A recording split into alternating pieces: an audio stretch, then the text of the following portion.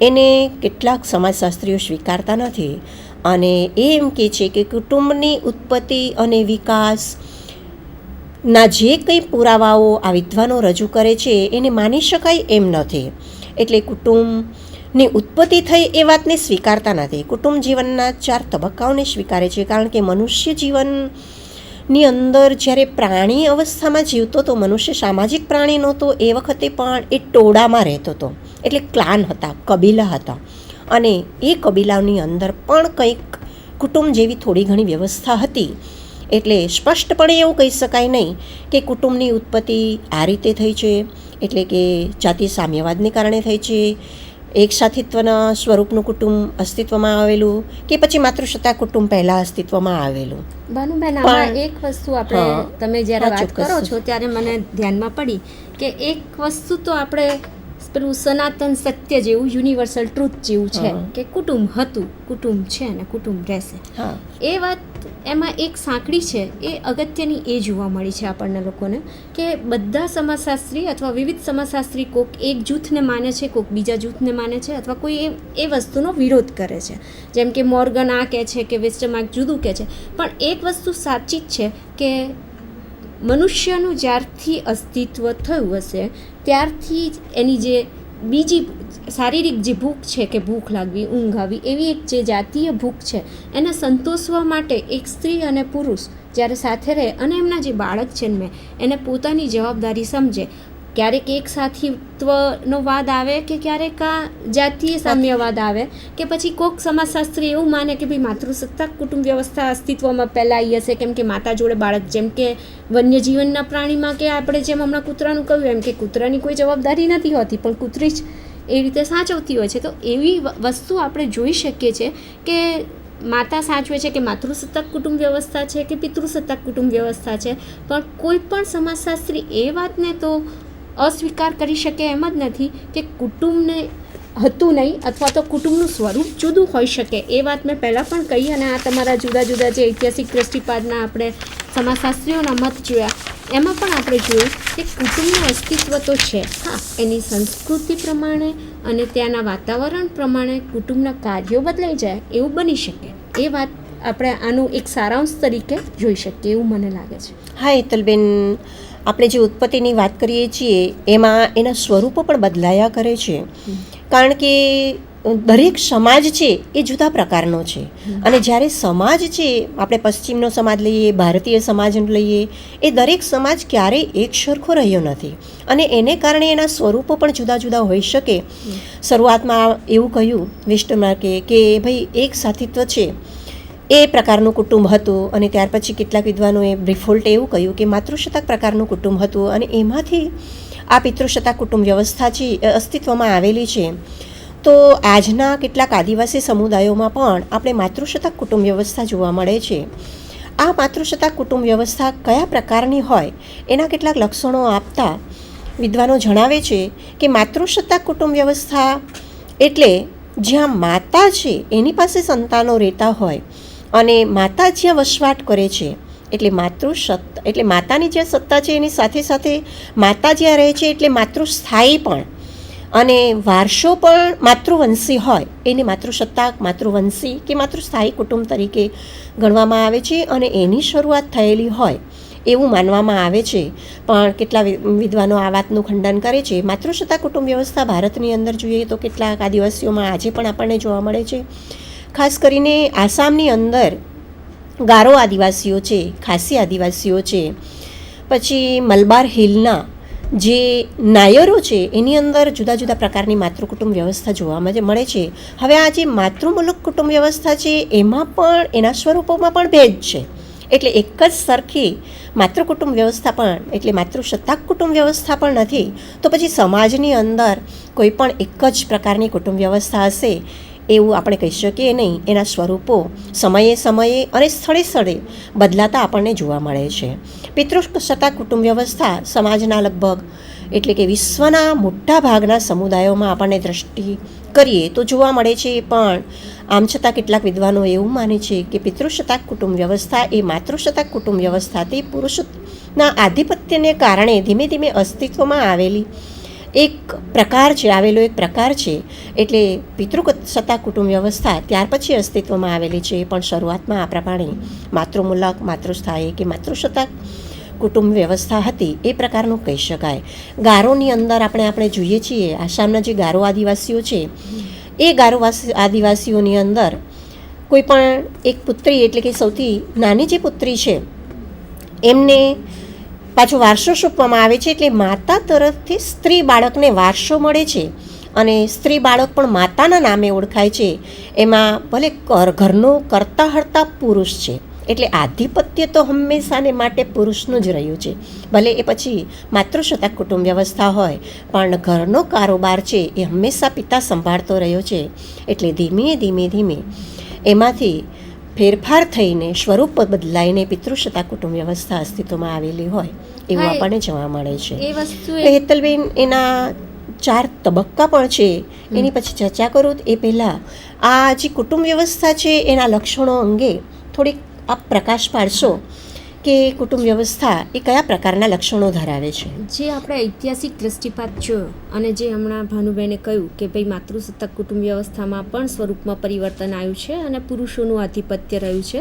એનું તમને એક ઉદાહરણ હું આપું તો જે મલબારના દક્ષિણ ભારતના નાયર લોકોમાં જે માતૃસત્તા કુટુંબ વ્યવસ્થા છે એમાં કુટુંબનો જે મોટો દીકરો છે જેને કર્ણવાન તરીકે ઓળખવામાં આવે છે, અને કર્ણવાન જ આખું એ ઘરનું સંચાલન કરે છે, ઘરના બધા નિર્ણયો લે છે. પણ એ વસ્તુ એટલી સાચી છે કે ત્યાંની સંયુક્ત કુટુંબ વ્યવસ્થાની અંદર સ્ત્રીના મતને મહત્ત્વ અપાય છે. સ્ત્રીને પૂછીને એની માતાને અથવા ઘરના બીજા સભ્યોને પૂછીને નિર્ણય લેવાય છે અને સ્ત્રીના મતને મહત્ત્વ છે. હા, હિન્દુ સમાજ સંયુક્ત કુટુંબની અંદર પણ સ્ત્રીના મતને પૂછવામાં આવે છે એવું જોવા નથી મળતું. હા, સામાન્ય રીતે વારસાધારા પ્રમાણે સ્ત્રીઓને વારસા અધિકાર છે, એને પૂછવું જોઈએ, એને પૂછવામાં આવે છે એવું કહેવાય છે.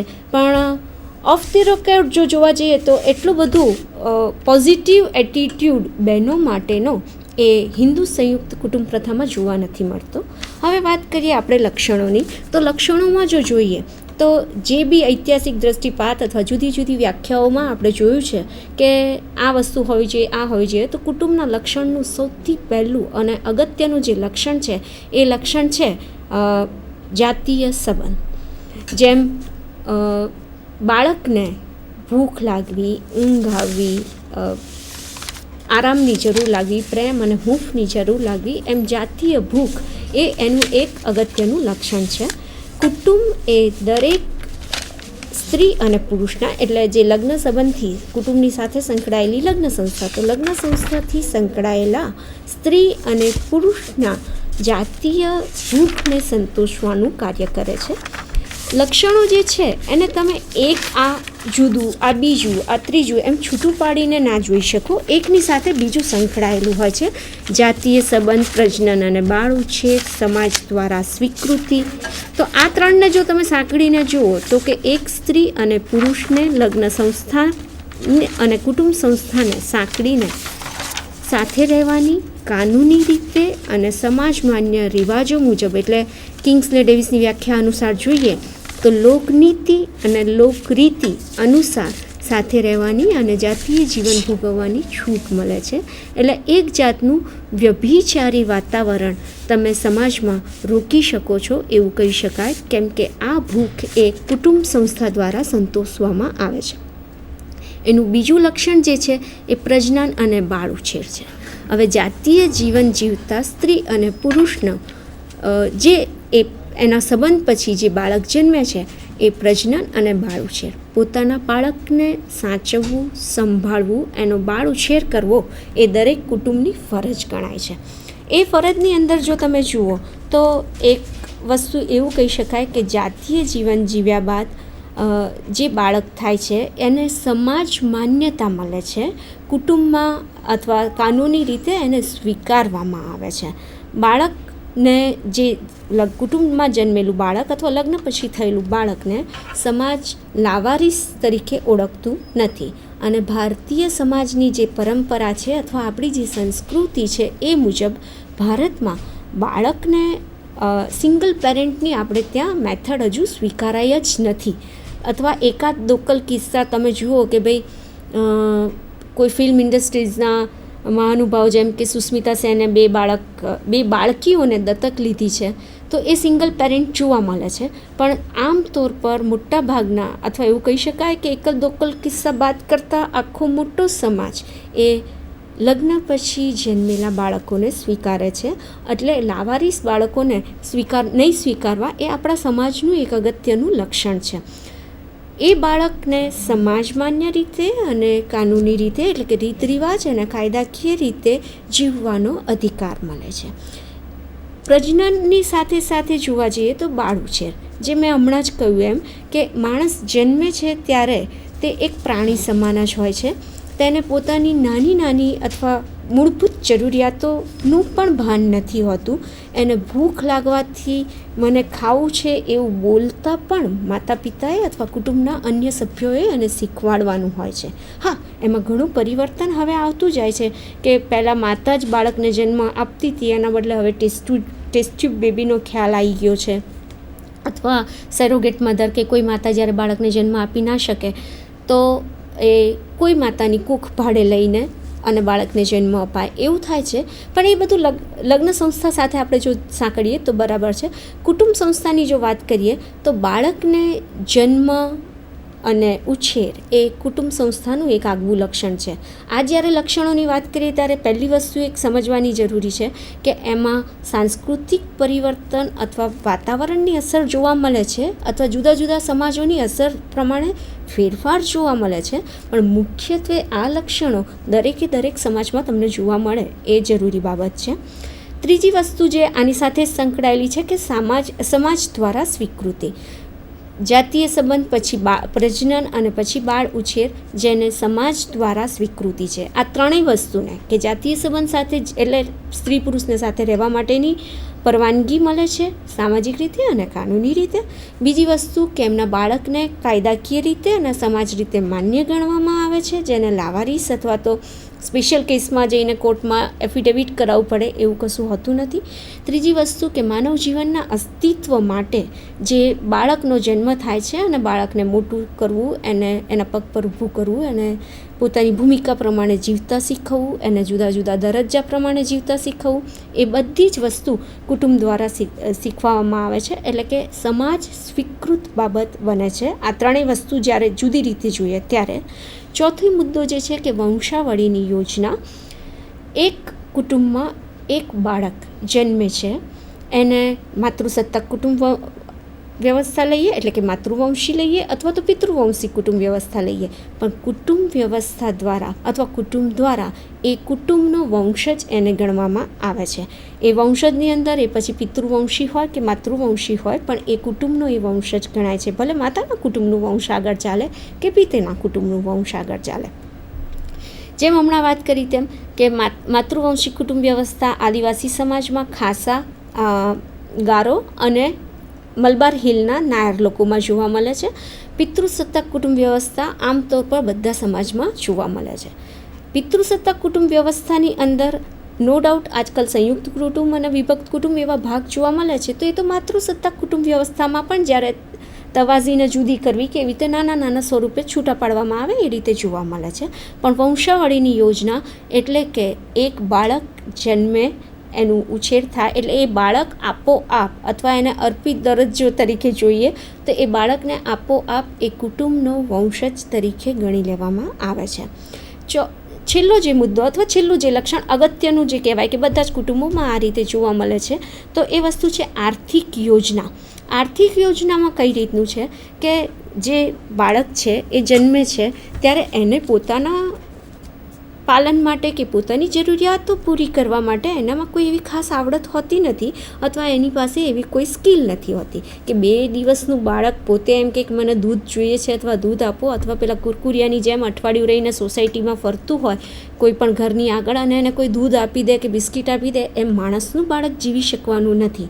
એટલે માણસના બાળકને જીવવા માટેની જીવન જરૂરિયાતની બેઝિક જરૂરિયાત એ કુટુંબ દ્વારા પૂરી પાડવામાં આવે છે.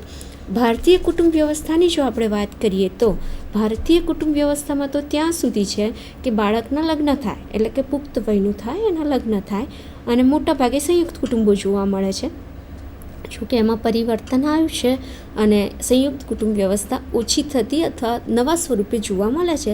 પણ એ ચર્ચાને હમણાં હાલ પૂરતી મૂકીએ તો પણ બાળકનું લગ્ન થાય અને જો તે એના પગ પર નથી અથવા એની આર્થિક સ્થિતિ એવી નથી કે તે પોતાની પત્ની અને પોતાના બાળકોનું ભરણ પોષણ કરી શકે, તો એની પણ સંપૂર્ણ જવાબદારી એના કુટુંબની રહે છે. સેમ એ રીતે કોઈ સ્ત્રી વિધવા થાય છે તો એ સ્ત્રીને એના સસરાના ઘરમાં રાખવામાં આવે છે, અથવા ઘણીવાર જો ત્યાં ના હોય તો વિધવા બહેનને પિયરમાં પણ સાચવવામાં આવે છે. એટલે કે વિધવા સ્ત્રીના આર્થિક બાબતે કોઈ ચિંતા કરવાની રહેતી નથી. કદાચ એનું કારણ એ પણ હોય કે આપણે ત્યાં આ જ કારણસર વિધવા પુનઃલગ્નનું પ્રમાણ ઓછું જોવા મળે છે, કારણ કે વિધવાઓને એક જાતનું પ્રોટેક્શન મળી જાય છે આર્થિક રીતનું. એટલે કદાચ વિધવા પુનઃલગ્ન નથી થતા અથવા ઓછું થાય છે તો એનું એક કારણ આ સહાયક પરિબળ તરીકે જોઈ શકીએ એમ છે. બીજી વસ્તુ છે આર્થિક યોજનાની અંદર સાથે સાંકળીએ તો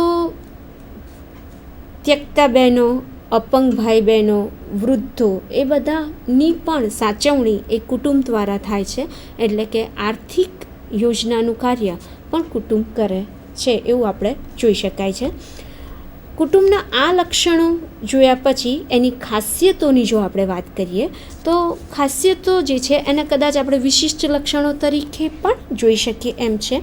અને વિશિષ્ટ લક્ષણોમાં સૌથી પહેલું અને અગત્યનું લક્ષણ એ છે કે સાર્વત્રિકતા અથવા સર્વવ્યાપકતા. સર્વવ્યાપકતા કઈ રીતે?